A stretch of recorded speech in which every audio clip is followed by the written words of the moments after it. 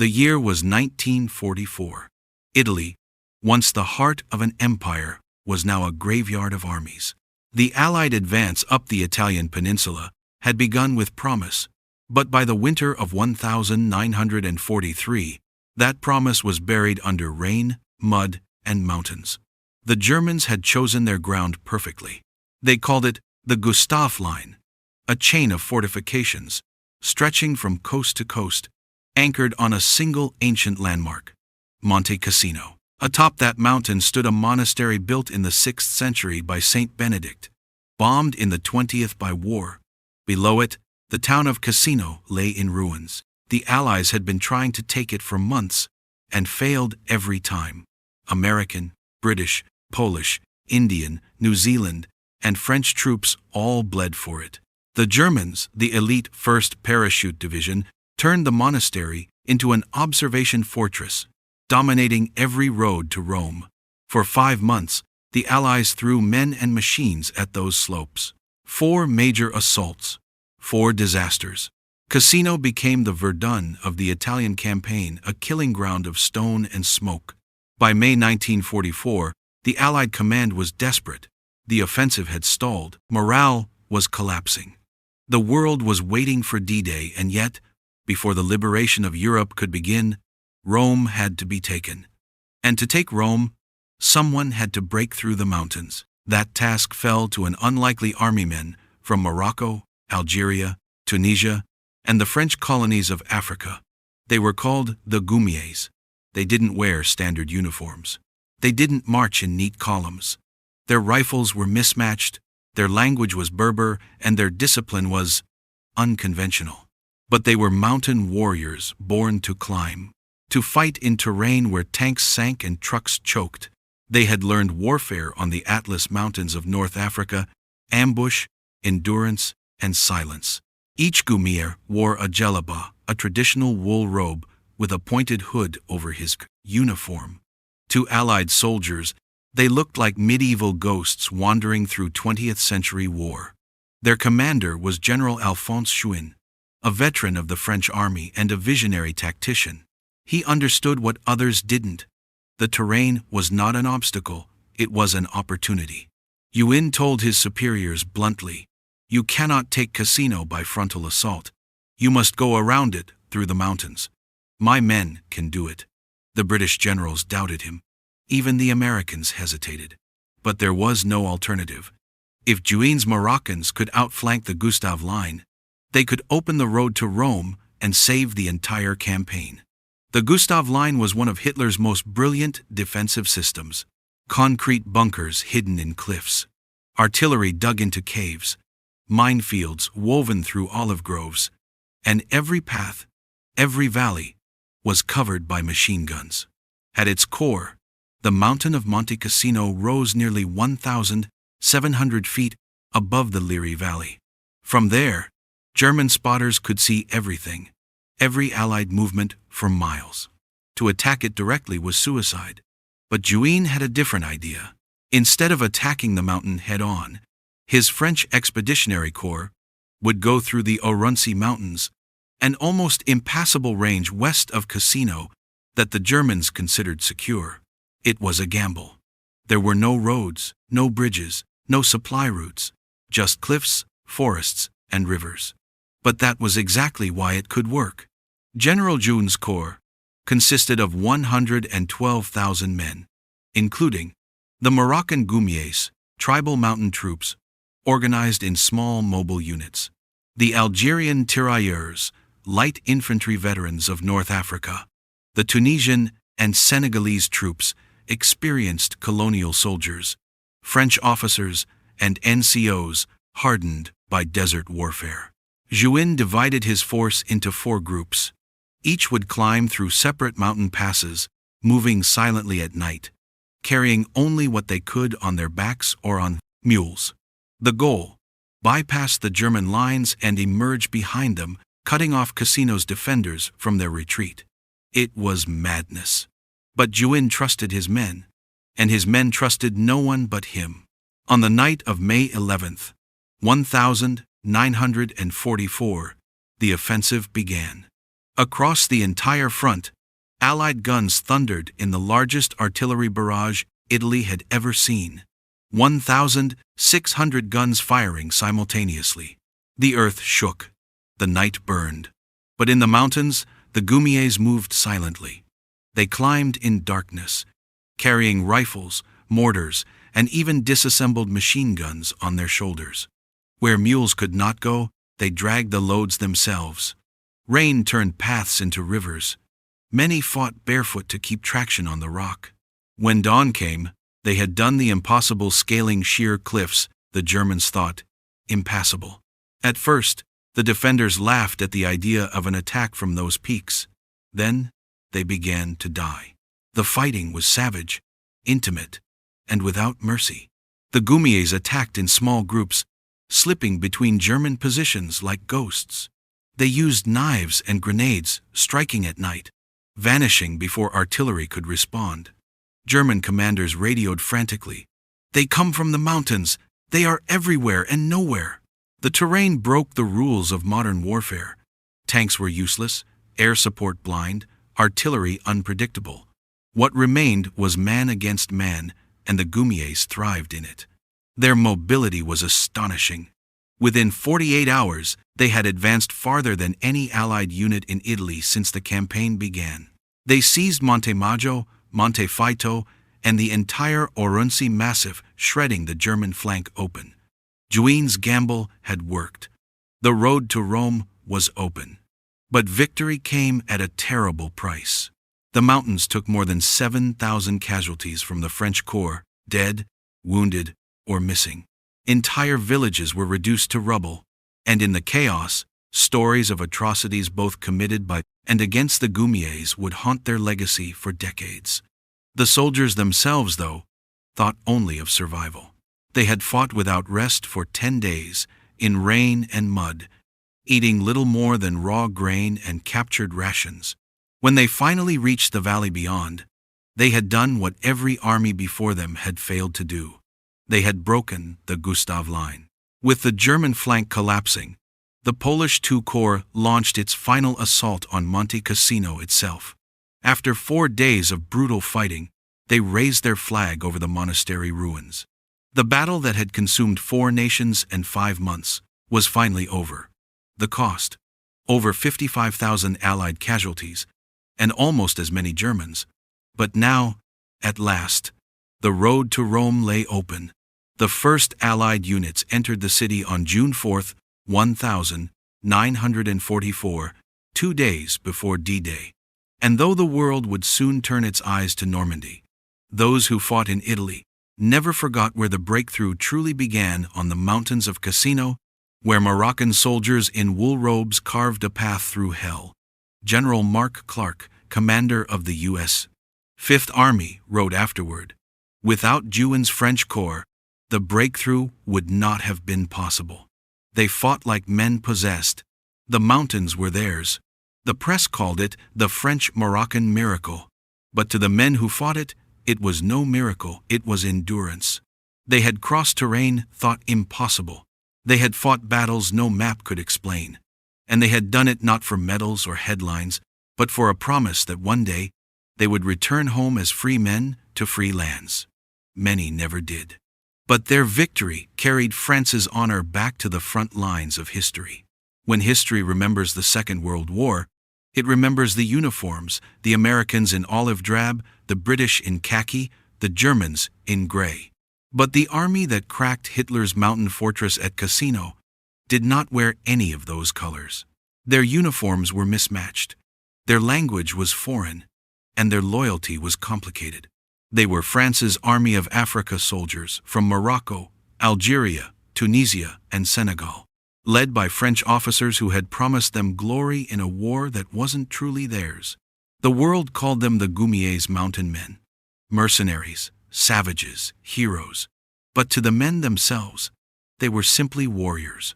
The French army that returned to fight in Europe after 1940 wasn't the same one that had fallen at Dunkirk. France itself had been occupied and humiliated. Its colonies, however, remained intact, and in them, General Charles de Gaulle and General Henri Giraud saw the seed of rebirth. From North Africa came the manpower that would rebuild France's military might. Between 1942 and 1945, over 300,000 soldiers from the colonies would fight under the French flag. Most were Muslim. Many had never set foot in France. Some couldn't even locate Paris on a map. Yet they were about to fight and die to liberate it. Among these colonial forces, none were more feared or more misunderstood than the Moroccan Goumiers. The word Goum came from the Arabic koum, meaning group or band. Each Goum was a small, semi-autonomous unit of about 200 men. 4 Goums formed a tabor, and 3 tabors formed a Groupe de Tabors Marocains, or GTM. Their roots went back to the days before France's protectorate, when Moroccan tribes fought both each other and outsiders in the Atlas Mountains. The French recognized their potential early. They recruited them, trained them lightly, and used them for colonial policing in terrain too wild for regular troops. But war in Europe was another world. When the Allies landed in North Africa in 1942, these same mountain men, some barefoot, some illiterate, suddenly found themselves part of the modern world's greatest conflict. They didn't fight for ideology. They fought because they were soldiers, and because loyalty to their commanders ran deeper than politics. The man who commanded this extraordinary force was General Alphonse Juin, himself a son of the empire. Born in Algeria in 1888, Juin was French by birth but African by spirit. He understood the cultures of his men, their pride, their fatalism, their belief in destiny.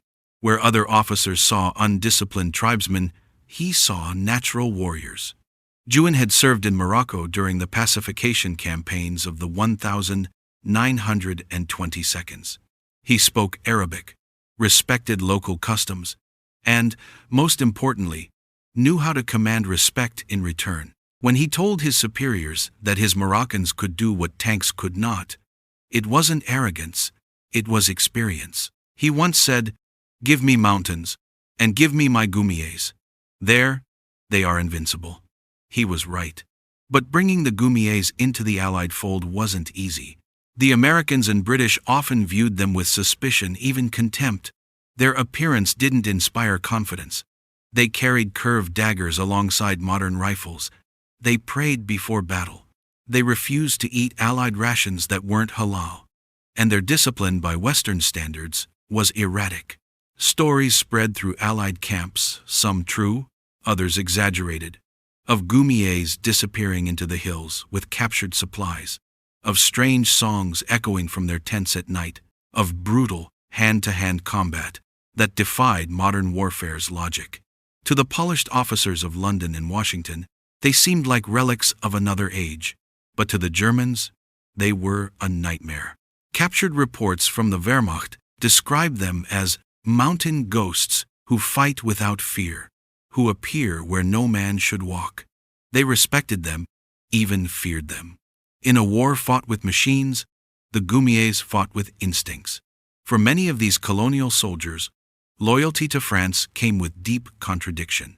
They were fighting for a country that had colonized their lands, ruled their families, and often treated them as second-class humans. When war came, France suddenly called them brothers in arms. After the war, most would return to being simply subjects. Still, they fought with extraordinary devotion. Part of it came from personal honor, a concept older than nationalism. Part came from faith, the belief that to die in battle was to fulfill destiny. And part came from the leadership of Juin and his French officers, who treated them with an uncommon mixture of respect and ferocity.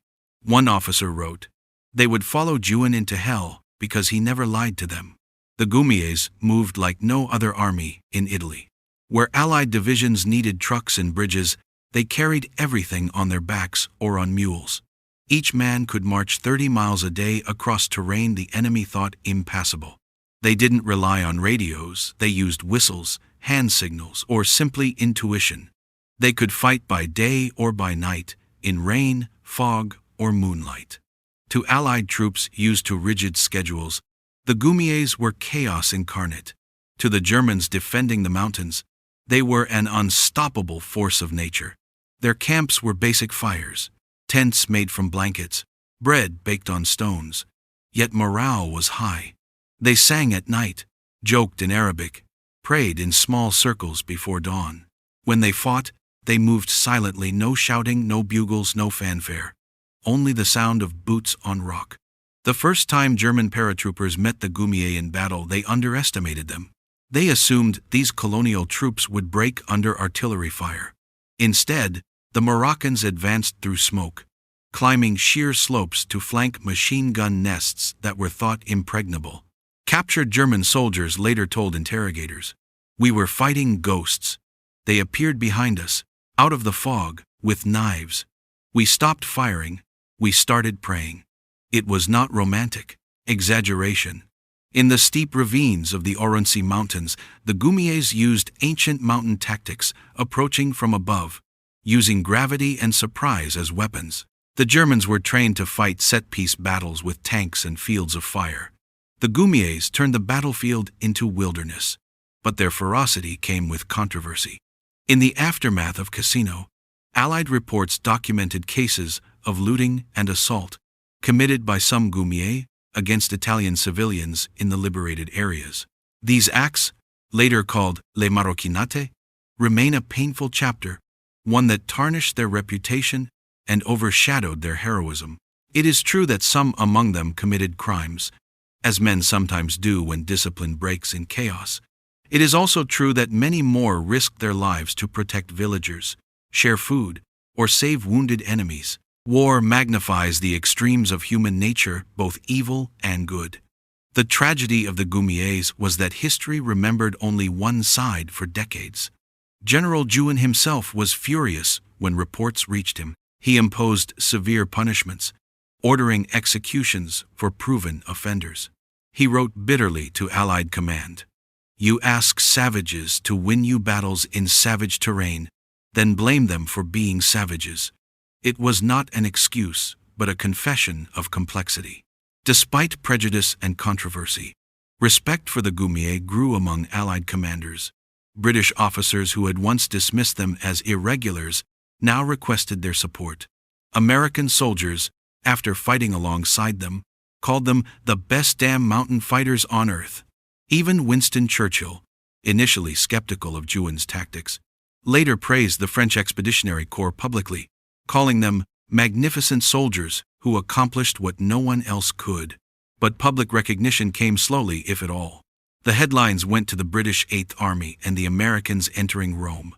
The Moroccan warriors who made that victory possible were barely mentioned in dispatches. They returned to their camps as the world celebrated others. In the hills of southern Italy, after the guns fell silent, French officers recorded letters from Goumier soldiers to their families. Many could not write, so their commanders transcribed the words for them. One wrote to his wife in Fez, "Tell our sons that their father saw mountains taller than clouds, and that he climbed them so France would live again." Another wrote simply, "We were promised that after this war, the world will be fair. I hope they keep that promise." When those men returned home, most found nothing had changed. Their villages were still poor. Their names were still forgotten. But history has a way of remembering late. The French Expeditionary Corps at Cassino was a strange brotherhood. Europeans and Africans, Christians and Muslims, officers and tribesmen. They shared no common language, yet they understood each other perfectly in battle. In the mud and stone of the Italian mountains, the distinctions of empire faded. Only endurance mattered. Only courage. A French sergeant later said, "We learned what the word brother means when a Moroccan dragged me bleeding down a cliff so I would not die alone." That was the legacy of Juin's army. Not just victory, but unity born from struggle. In the official histories written after the war, the Goumiers were little more than a footnote. The focus shifted to D-Day, to Normandy, to Paris. Italy was called the Forgotten Front, and within that forgotten front, the Moroccan miracle became the forgotten miracle. Yet their contribution changed the course of the war. Without the French breakthrough at Cassino, Rome would not have fallen in June 1944. Without Rome, the Allies could not have secured southern Europe before the Normandy invasion.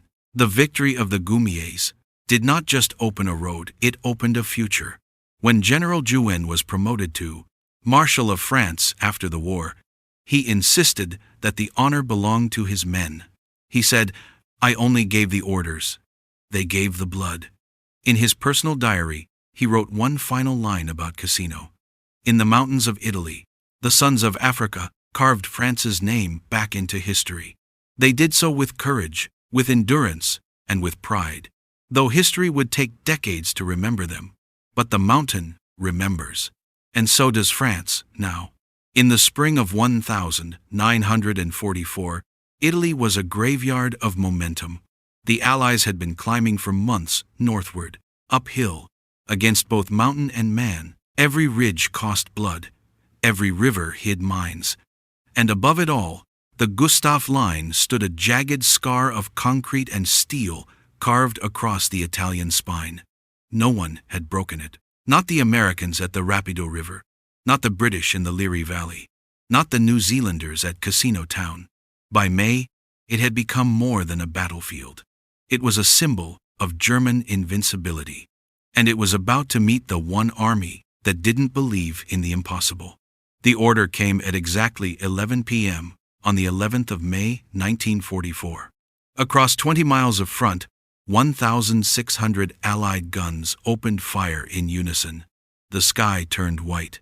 The sound was endless, a rolling thunder that shook the valleys and lit the clouds like lightning. It was the opening of Operation Diadem, the final assault on the Gustav line. In the valleys, American infantry hugged the earth as German shells returned fire.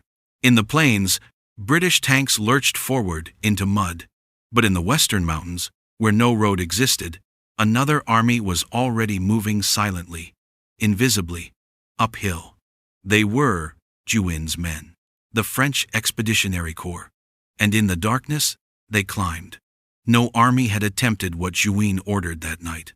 The Goumiers and tirailleurs began their ascent through the Urunsi Mountains, a wall of limestone and thorns rising nearly a mile above sea level. Rain fell in sheets, paths turned to mud rivers. Mules slipped on wet stones. Men dragged one another up by belts and rifle straps. They carried mortars, ammunition boxes, and sometimes wounded comrades on their backs. They spoke little. Only the crunch of boots and the hiss of rain filled the night. The Germans believed those slopes were impassable. That was why their defenses there were thin. A fatal mistake. By dawn, the Moroccans had already penetrated positions the Wehrmacht thought unreachable. They didn't stop. They never stopped. On May 12th, the Goumiers struck. They attacked not in formation, but in streams, moving fast, flanking from multiple angles, crawling up ravines and descending into German trenches from above. The fighting was brutal, hand to hand. Knives flashed in rain. Grenades rolled downhill. The mountain itself seemed to bleed. A German officer later recalled, "They came out of the fogmen in cloaks, shouting in a language we did not know. We fired, but they kept coming. We thought we were fighting ghosts." The French advanced 6 kilometers that day, more than any Allied unit on the entire front. General Juin's radio operator scribbled a message to headquarters. "We are through the clouds. We are in the enemy's heart." The impossible had begun. The key to the German line was Monte Maggio, a steep, rocky ridge overlooking the entire sector. It was supposed to be impregnable. Juin sent the 4th Moroccan Mountain Division straight up its slopes. For 2 days, they climbed, fought, and bled. By May 14th, they reached the crest only to find German paratroopers waiting. Machine guns ripped through the fog. Mortar fire rained down. The Moroccans didn't retreat. They crawled forward, inch by inch, through mud and smoke, tossing grenades into bunkers, stabbing through trenches. At sunset, the tricolor of France rose over Monte Maggio. For the first time since 1940, a French flag flew over a captured German fortress in Europe. The radio message was simple. Monte Maho is ours. In his command post, General Juin traced his finger along the map. The Arunsi Mountains were open. He ordered his divisions to keep pushing, deeper into the German rear. His plan was audacious. Instead of consolidating, he spread his forces thin, sending the 2nd Moroccan Division toward Esperia, the 3rd Algerian Division toward Pontecorvo, and the Goumiers into the deep valleys to sever German communications. American generals called it madness, but Juin knew the German line was cracking. He later said, "When the door creaks, push it open. Don't wait for permission." His men obeyed. For the Germans, the shock was total. They had built the Gustav line, expecting frontal assaults from the valley. Now they were being attacked from above, behind, and the sides by enemies who appeared and vanished with the fog. German radio intercepts captured the panic. Enemy infiltrated from the mountains. Line broken. Send reinforcements urgent. But reinforcements could not climb what the Goumiers climbed. Within 72 hours, the entire right flank of the Gustav line was disintegrating. German units abandoned their bunkers and fell back toward the Liri Valley, pursued relentlessly through ravines and forests. At Monte Faito, the Algerian tirailleurs charged through machine gun nests with bayonets fixed, capturing hundreds.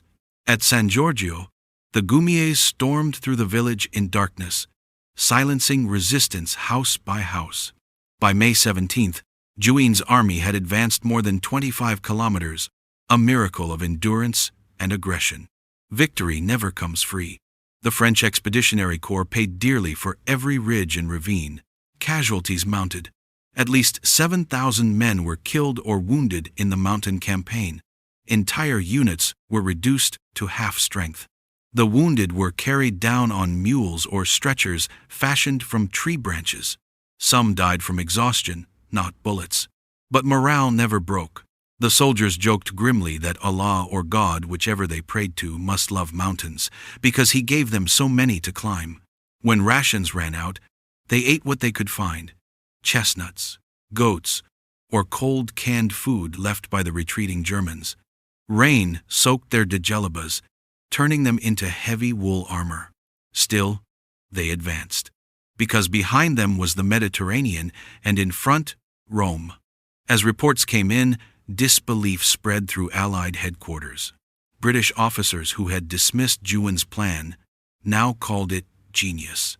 American commanders praised his offensive spirit. General Mark Clark of the U.S. Fifth Army later admitted, "The French have done the impossible.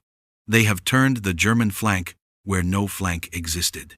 Juin himself, ever the soldier, gave credit to his men. He sent a message to his troops: "You have achieved what history will call a miracle. France lives again through your courage."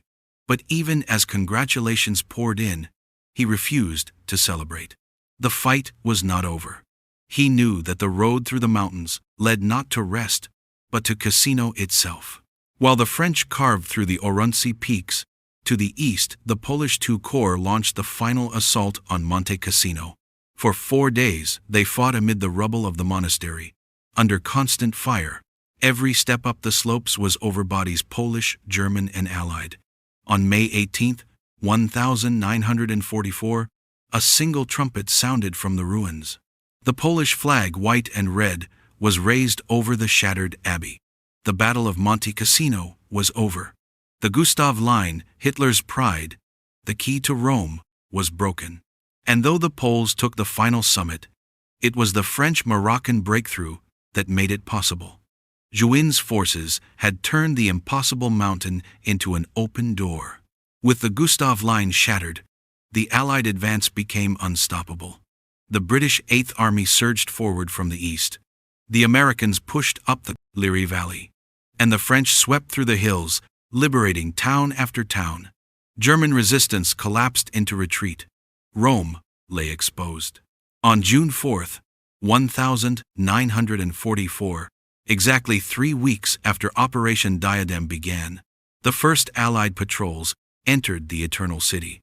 Crowds poured into the streets. Priests rang church bells that had been silent since Mussolini's fall. And amid the cheers, The Moroccan Goumiers, the Algerians, and the French officers marched quietly, their robes and uniforms dusted white from the mountain limestone. They didn't sing, they didn't wave, they just looked north toward the next mountain.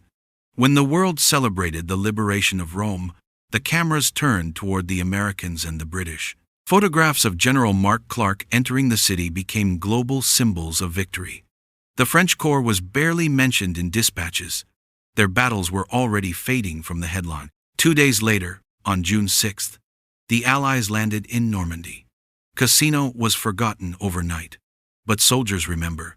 And in every Allied mess hall in Italy, the same sentence was whispered: if not for the Moroccans, we'd still be at the Gustav line. In the valleys of southern Italy, small stone markers still dot the ground graves with Arabic names and French inscriptions. Mort pour la France. Many lie buried where they fell, far from the homeland they never saw again. Their families received no medals, no pensions, often not even a letter. But in France, General Juin made sure their deeds were not erased. He personally petitioned for honors for every Goumier unit that fought at Cassino. Dozens received the Croix de Guerre, France's highest citation for valor. Still, outside military archives, their story slipped into silence. The world moved on to Normandy, and the mountains grew quiet again. In June 1944, when General Juin visited the battlefield, he removed his cap and stood for a long time, looking at the slopes. His men had conquered. He later told a reporter, "They fought with the mountains, not against them. They made nature their ally." That was his miracle, not divine but human. A testament to endurance, courage, and the will to keep moving upward when every step is pain. The Gustav line had been broken. Rome was free. And though the world barely noticed, France, through its forgotten sons of Africa, had reclaimed its honor. The mountains were quiet now. The gunfire that once cracked through the valleys of Cassino had faded into wind. Smoke drifted from shattered olive groves. The dead were being buried in silence, in mud, in honor. The French Moroccan Corps had done the impossible. They had broken the Gustav line, opened the road to Rome, and handed the Allies their most vital victory of the Italian campaign. But victory is never clean, and in the shadow of glory there is always the cost. The Goumiers descended from the mountains not as heroes, but as ghosts. They had fought for 10 days without rest, sleeping in ditches, bleeding on stones, eating what they could scavenge. Some had not removed their boots in a week. Many carried wounds wrapped in dirty cloth. When they reached the villages below, they found a world shattered, fields ruined, homes destroyed, families starving. And amid the chaos of liberation, discipline broke. What followed would stain the reputation of Juin's miracle forever. In the days following the breakthrough, reports began to surface from the liberated Italian countryside. Villagers spoke of thefts, assaults, and atrocities committed by some Moroccan soldiers. The Italians called it the Marocchinate, the Moroccan affair. It was not the whole army. It was not even most, but it was enough. In the lawless vacuum of war, no supply lines, no command posts, no rest. Certain units looted. Others took revenge for months of German brutality. Some committed unspeakable acts against civilians. Italian priests sent letters to Allied command, describing women assaulted, men beaten, homes stripped bare. The Vatican itself intervened, demanding justice. General Juin was furious. He called it a betrayal of France, of Islam, and of honor. He ordered immediate investigations. Dozens of soldiers were executed, hundreds punished. But the damage was done. History is cruel in its arithmetic. 10,000 acts of courage can be erased by 100 acts of horror. The same hands that pulled wounded comrades from rivers were now stained by what others had done in their ranks. For the Italian civilians, fear replaced gratitude. For the Allied High Command, the Goumiers became both heroes and a liability. British newspapers praised the French breakthrough, but avoided naming the Moroccan units responsible for it. American reporters, already focused on Normandy, ignored the controversy entirely. But in Italy, the word Marocchinate became infamous, passed down in whispers, remembered longer than the victory itself. Juin, who had once stood triumphant at the summit of Monte Maho, now faced moral ruin. He was summoned to Allied headquarters to answer for his troops' behavior. He did not deny the accusations, but he demanded perspective. "You gave me savages," he said bitterly, "and asked them to do a savage thing, climb mountains under fire. They did it. And now you punish them for being what you needed them to be." His words hung heavy. It wasn't justification, it was a lament, a recognition that war, in stripping men of civilization, sometimes strips away their humanity too. Still, Juin took responsibility. He cracked down on discipline, reorganized his corps, and made it clear that any further misconduct would meet the firing squad. From that point onward, the French Expeditionary Corps remained one of the most disciplined forces in Italy. But the rumors never died. The truth of the Marocchinate is tangled in emotion and history. Many of the accounts were real, documented, recorded, and horrifying. Others were exaggerated by Axis propaganda seeking to discredit the Allies. German radio broadcasts during June 1944 aired stories of barbarian hordes unleashed by France, playing on racial fear to divide the coalition. Italian fascist pamphlets painted Juin as a warlord, leading savages across Europe. Even after the war, revisionists used the crimes of a few to erase the heroism of thousands. But those who fought alongside the Goumiers knew the fuller truth. For every village that suffered, 10 were freed. For every crime committed, there were hundreds of acts of mercy, food shared, children saved, civilians guided through minefields. The shadow was real. But it was not the whole picture. In July 1944, when the French Corps was withdrawn from the front for rest, the men finally received letters from home. Some contained blessings, others contained silence. France itself was divided between those who saw them as saviors and those who saw them as reminders of empire. In Algiers, a Moroccan soldier told a journalist, "We fight for France, but when France wins, will she still remember our names?" It was not bitterness, it was truth. The same soldiers who liberated Italian towns would later return to villages in North Africa still under colonial rule. They would be expected to salute the same tricolor flag that flew above the barracks, not as citizens, but as subjects. The contradiction was unbearable. On June 4, 1944, Rome celebrated its liberation.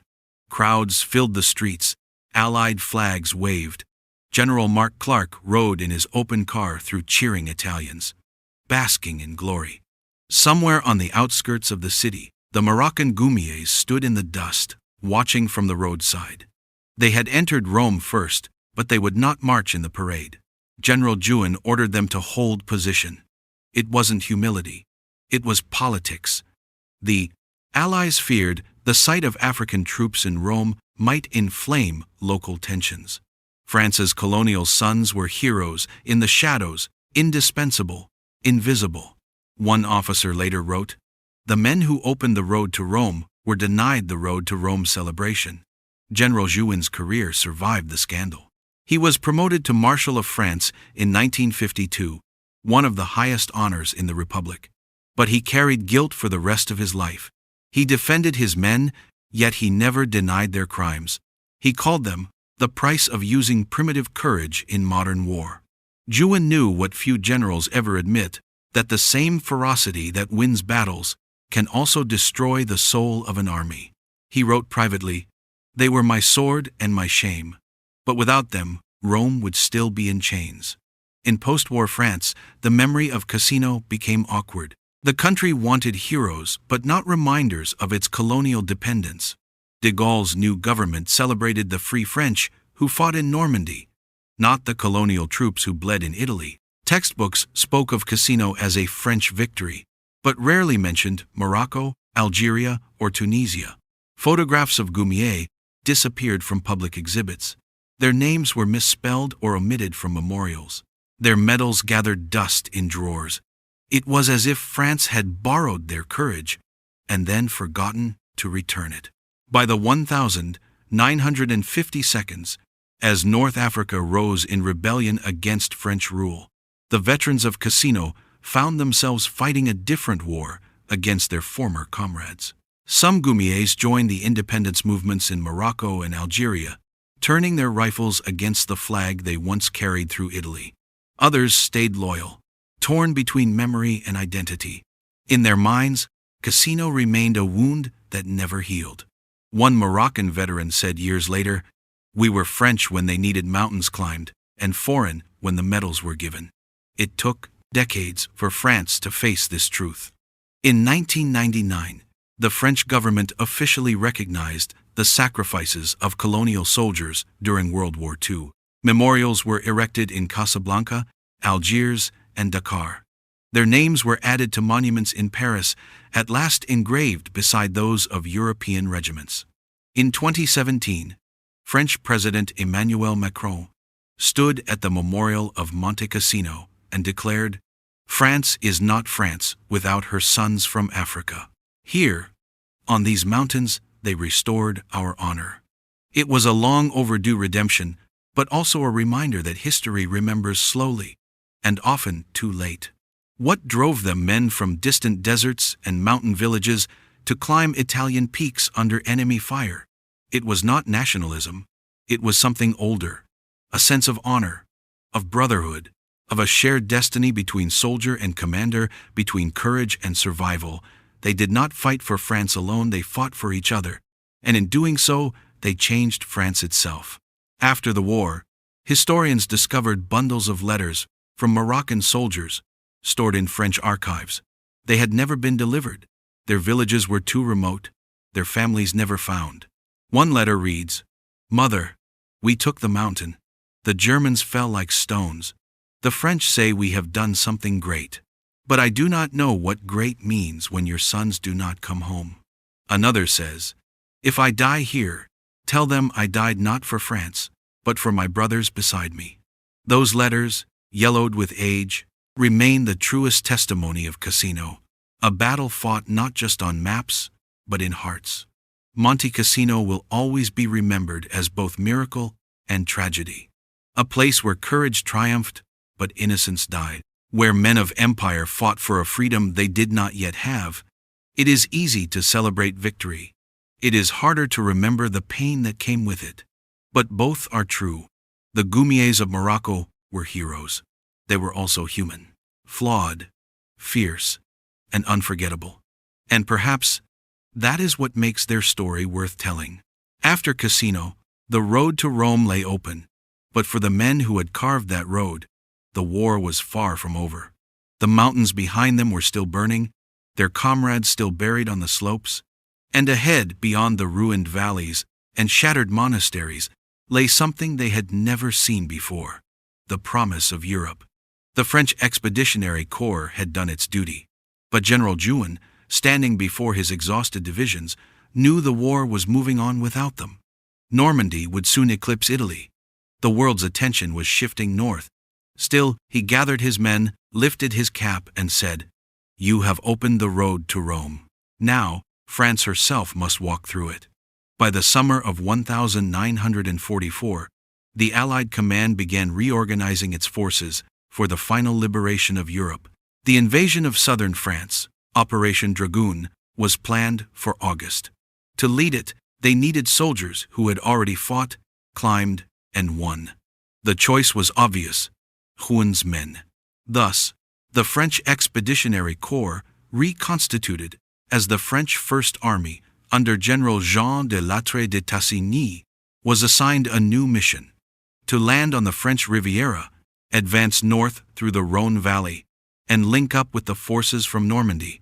The Moroccans, Algerians, Senegalese, and Tunisians who had liberated Italy would now liberate France. They had climbed the mountains of Cassino. Now they would cross the fields of Provence, this time for their adopted homeland. At dawn, on the 15th of August, 1944, the Mediterranean exploded with the thunder of guns. Allied ships poured shells onto the beaches of southern France: Cavalaire, Saint-Tropez, Saint-Raphael. Among the first to land were men wearing the same pointed hoods and djellabas that had terrified the Germans in Italy, the Moroccan Goumiers. They advanced quickly, using the same tactics that had broken the Gustav line. While American forces took the beaches, the French climbed inland through the Massif des Morts, flanking German defenses and cutting escape routes. By nightfall, the Germans were retreating north. Within days, the entire southern coast was free. And the tricolor flag, the same one raised at Monte Maggio, flew once again over French soil. For France, the return of its own army to its homeland was more than military success, it was resurrection. 4 years earlier, France had fallen in humiliation. Now, French troops, many of them not born in France at all, were driving the enemy out. Villagers wept as they saw columns of African soldiers marching through their streets. Children offered flowers to men who spoke no French but smiled anyway. The irony was profound. France was being liberated by its colonies. A French journalist wrote from Toulon, "The empire has returned to free the motherland." France, carried on the shoulders of men from the desert and the mountains, stands tall again. The French First Army advanced relentlessly through the Rhône Valley, covering hundreds of miles in just weeks. They liberated Lyon, Dijon, and Besançon, and linked up with the Allied forces from Normandy in September. Everywhere they went, they left behind graves marked Mort pour la France. Moroccan names, Algerian names, African names, all carved into French soil. By the end of 1944, the French army had grown to more than 500,000 soldiers, nearly half of them from the colonies. They were no longer auxiliaries. They were France itself. But history was about to play another cruel trick. As the Allies prepared to push into Germany, orders came from the High Command. The French units would be reorganized, meaning white troops from liberated France would replace colonial soldiers in frontline positions. The official reason was logistical: the need for French-speaking uniformed divisions to represent the restored Republic. The real reason was politics. The world was watching. De Gaulle wanted his new army, the one that would march into Paris and Berlin, to look French. And so began what soldiers bitterly called le blanchiment, the bleaching. Tens of thousands of North African veterans who had fought through Italy and southern France were quietly removed from the front and replaced by freshly conscripted white recruits from the liberated provinces. Some were sent home. Others were reassigned to rear duties. A few protested, but most obeyed in silence. They had liberated the mountains and the valleys. They would not be allowed to liberate Paris. When the French armored columns rolled into the capital in August 1944, the world saw white faces in the newsreels, the tanks of Leclerc's 2nd Armored Division, the flags, the tears, the triumph. But the Moroccan, Algerian, and Senegalese soldiers who made that victory possible were absent from the parade. They were eating cold rations in camps hundreds of kilometers away. One veteran later said, "We freed France, but France was ashamed to show who freed her." That sentence would echo for decades. Charles de Gaulle, the leader of Free France, was not blind to their sacrifice. He knew exactly who had fought for him, but he also understood the political reality of post-war Europe. France needed legitimacy. It needed to look united, civilized, reborn, not divided by color or empire. So the colonial soldiers were thanked, decorated, and quietly forgotten. Their names went into archives instead of textbooks. Their medals were stored in boxes that few ever opened. De Gaulle called them the Army of Glory. But to history, they became the Army of Silence. In the final winter of the war, the French First Army, now bleached but still carrying its African heart, fought one last brutal campaign: the liberation of Alsace. The fighting was savage, the weather cruel. Snow fell on vineyards and villages alike. And once again, the men of Africa led the way. Even after being sidelined, many colonial soldiers volunteered to return to combat. They fought not for recognition, but because they knew nothing else but battle. In January 1945, French units, including Moroccan and Algerian regiments, broke through the German lines near Colmar. It was the last great French victory of the war. For Juin, now a national hero, it was vindication. For his men, it was the end of the road. When the guns fell silent in May 1945, the surviving Goumiers and tirailleurs began their long journey home. They returned not to parades or fanfare, but to quiet ports and forgotten promises. In Marseille and Toulon, ships waited to take them back to Casablanca, Algiers, Dakar. They carried few possessions: a medal, a photograph, a letter from a French officer who promised to write. Many never received their pay. Some waited years for pensions that never came. Others lived and died believing France had erased them. Yet, when asked if they regretted fighting, most said no. They had seen the world. They had walked from the deserts of Africa to the cathedrals of Europe, and in between, they had written a chapter of history that could never truly be erased. The story of Monte Cassino followed them home like a ghost. In Moroccan villages, elders told it to children as legend. How men in Delibes climbed the mountains of Italy and defeated the Germans where no one else could. In Algeria, veterans gathered in cafes, pointing to scars and medals, proof that once they were the sword of France. In Senegal, songs were written about the soldiers who crossed the sea to fight in a war they barely understood. Cassino became more than a battle.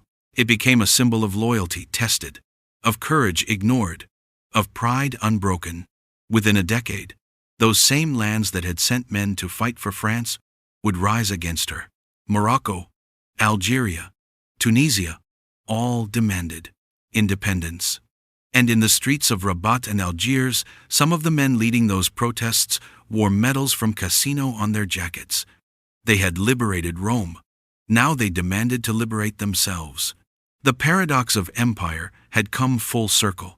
A French officer, reflecting years later, said, "At Cassino, we taught them to fight for freedom. We just never thought they'd use that lesson on us." For decades, the veterans of the French Expeditionary Corps remained invisible. Their stories slept in archives, their medals tarnished by time. It was not until the late 20th century that historians began to uncover the scale of their contribution. In the 1990 seconds, France finally began restoring pensions to surviving African veterans, some of whom were already in their 80 seconds.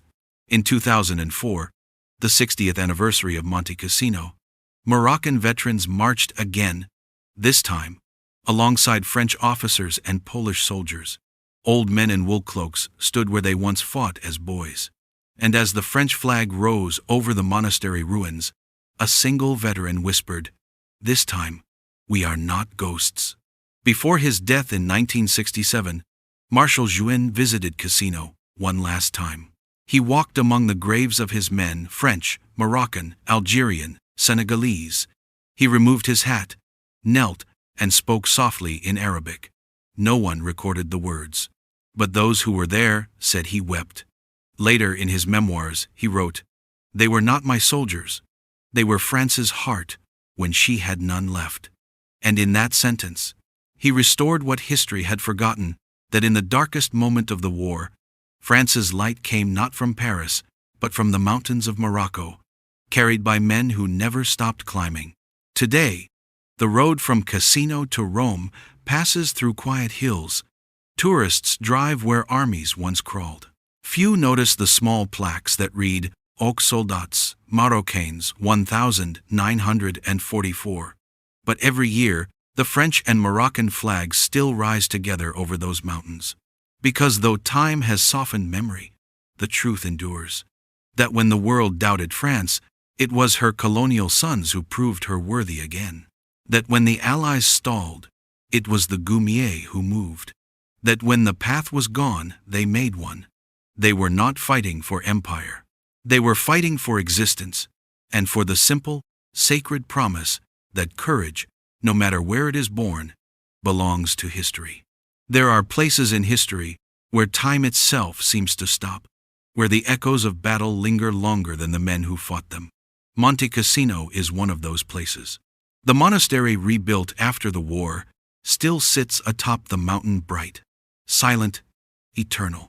From its terraces, the view stretches across the Liri Valley, calm and green. It's hard to imagine now that, once, the sky above it burned red, and the ground below shook with the thunder of war. Yet every spring, when the fog rolls over the peaks and the bells toll across the valley, it feels as though the mountain remembers. It remembers the roar of artillery. It remembers the shouts of men in languages from every corner of the world. And somewhere, in the silence between the bells, it remembers the footsteps of Moroccan soldiers climbing through the dark. History books often describe battles by their dates and divisions. May 11th to 18th 1944. 1st Moroccan Division. 3rd Algerian Infantry.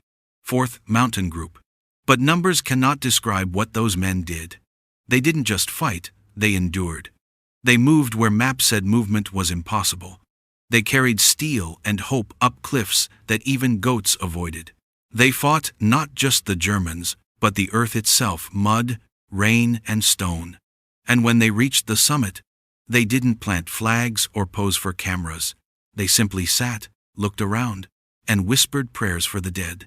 That quiet humility became their signature victory without vanity. For decades after the war, the Goumiers existed only in footnotes and fading photographs. Their story was too complicated, too uncomfortable for post-war France. The nation that owed its honor to them did not want to confront its own dependence on empire. So their victories were written down as Allied successes. Their names were shortened, misspelled, or simply omitted. It took nearly half a century for France to say their names aloud again. But memory, like a buried spring, always finds a way to rise. In 1999, a small delegation from Morocco, led by aging veterans and their families, returned to Monte Cassino. They brought with them a flag, a Quran, and a handful of soil from the Atlas Mountains. They stood among the white crosses of the French military cemetery and recited prayers in Arabic and French. Old men in djellabas leaned on canes, their medals gleaming faintly in the sun. One of them, 92 years old, looked at the monastery and said, "We left our youth on this mountain. I am only here to fetch it back." The French ambassador wept openly. So did the Moroccan general standing beside him. It had taken 55 years, but the mountain finally heard their voices again. After the war, the Benedictine monks returned to Monte Cassino. They rebuilt their monastery stone by stone, using the same blueprint Saint Benedict had drawn 1,400 years earlier. When construction finished in 1964, Pope Paul VI declared it a symbol of peace, a monument not to war, but to the endurance of faith. Among the plaques in the monastery courtyard is one written in Latin, Italian, and French. It reads, "Destroyed by war, rebuilt by the Spirit. Here, where men once killed, they now remember." Every year, on May 18th, the anniversary of the battle, delegations from around the world climb to the abbey. They bring flags, Polish, British, French, Moroccan. And in the morning light, the bells ring for all who died there, no matter the uniform. At the foot of Monte Cassino, near a quiet grove of olive trees, stands a lesser-known monument, the Cimetière Militaire Marocain de Venafro. It is simple, rows of graves facing Mecca, each marked by a stone crescent, and a small plaque that reads, "Soldat Marocain mort pour la France." Over 1,200 Moroccan soldiers lie there, men who never saw the cities they freed. Visitors rarely come, but those who do often find themselves struck by the silence. It is not a mournful silence, but a proud one, the kind that comes from knowing the world forgot you, but the mountain did not. Wars are not just fought by nations, they are fought by men, by individuals whose courage transcends borders. At Monte Cassino, French generals, American engineers, British artillerymen, Polish infantry, and Moroccan mountain fighters all converged on one truth. That victory belongs to those who refuse to stop climbing. The mountain became a test of humanity, of endurance, of faith, of meaning. And though it cost 55,000 Allied lives, it taught a lesson that echoes beyond the battlefield. That freedom is not born from perfection, but from persistence. In the decades that followed, France struggled to define itself without its empire. Independence movements swept across Africa. Flags changed. Borders changed. But what never changed was the bond forged in war. When Moroccan, Algerian, and Senegalese veterans marched in French parades decades later, the applause was mixed pride and guilt interwoven. Some in the crowd clapped out of gratitude, others out of shame, but all knew that these men, these forgotten soldiers, had carried France through her darkest hour. Marshal Juin once said, "A nation is not built on victory alone, but on memory. Lose that, and you lose your soul." It took France half a century to listen. The mountain has always been more than a battlefield. It is a metaphor for struggle itself, for climbing when there seems to be no summit, for believing when the world has given up. For the Goumiers, every step up, Cassino was a step toward dignity, proof that courage belongs to no race, no empire, no flag. For the French, every step those men took was a step toward redemption, reclaiming honor lost in 1940. And for the world, Monte Cassino became a monument to human endurance, a place where civilization collapsed and was reborn in the same breath. When historians speak of World War II, they often mention D-Day, Stalingrad, El Alamein. But Cassino remains the war's quiet giant, overshadowed, underestimated, and, in many ways, unhealed. To forget Cassino is to forget the cost of freedom. To forget the Moroccan soldiers is to forget that history's greatest victories often come from its most unlikely heroes. They did not write memoirs, they did not make speeches, but they left footprints in the mud, in the mountains, in the conscience of a nation. Imagine, for a moment, a young Moroccan soldier in 1944, 19 years old, illiterate, clutching a rifle taller than he is. He doesn't know who de Gaulle is. He doesn't care about politics or empire. He only knows the man beside him, his friend, his brother, and the voice of a French sergeant shouting, "En avant!" He climbs, he fights, he survives. And when the battle ends, he sits on a rock, breathes the cold air, and looks down at the valley below. In that moment, he is not Moroccan or French. He is human, tired, proud, alive. That boy's story is the story of Cassino. It is the story of every soldier who fights for something larger than himself. In modern France, the descendants of those soldiers walk the same streets their fathers once fought to liberate. Some wear French uniforms today, serving in the same army their grandfathers saved. When questioned about their heritage, many answer simply, "We have been here before." France's military cemeteries now carry Arabic inscriptions beside French ones. Museums in Paris and Rabat tell the story of Cassino, together. And each year, veterans associations from both nations meet not as colonizer and colony, but as brothers in arms. Time, it seems, has done what politics could not. It has reconciled memory with truth. Monte Cassino stands as a lesson carved in stone, that victory without humility is hollow, and memory without gratitude is betrayal. The mountain does not care who won. It remembers only who climbed. The Moroccans climbed. The Algerians climbed. The Poles climbed. The French climbed. And in their ascent, they carried all of us a reminder that courage is not the property of nations, but of the human spirit. As the sun sets over the abbey each evening, the shadows stretch long across the valley. Somewhere down there, beneath the olive trees and wildflowers, lie the men who never came home. Their graves face east toward Africa. Toward home, the bells ring one last time, echoing down the slopes. It's said that on still nights, you can hear another sound, faint, rhythmic, like the steady beat of boots on stone. Perhaps it's the wind, or perhaps it's the footsteps of those who climbed once and never stopped. Either way, the mountain remembers, and as long as it does, they are not forgotten. Monte Cassino was not just a battle, it was a test of endurance, of belief, of what it means to be free. The world remembers the fall of Rome. It remembers D-Day, the liberation of Paris, the victory parades. But before all of that, before Normandy, before Berlin, there were men in djellabas and worn boots, climbing through rain and death, carrying the flag of a broken France back into history. Their names may be faded, but their legacy is not. They are the reason France stands. They are the proof that courage speaks every language. And they are the heartbeat of that immortal phrase, La France renaît, France is reborn.